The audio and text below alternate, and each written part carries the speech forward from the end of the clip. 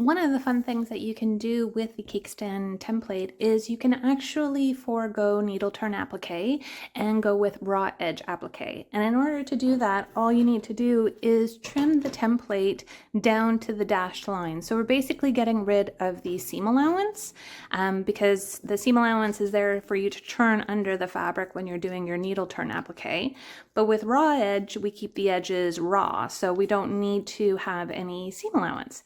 So I'm just going to take a moment here and trim away the seam allowance on all of my little templates because I'm going to use some of them to do some raw edge applique.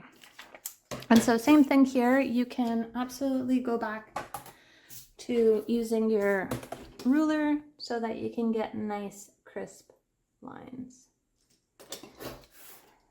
Next one.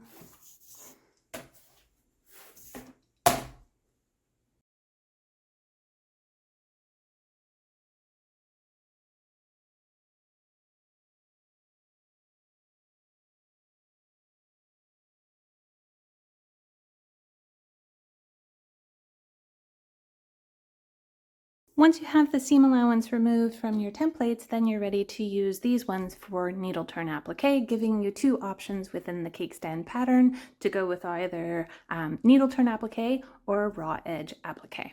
Have fun with this one!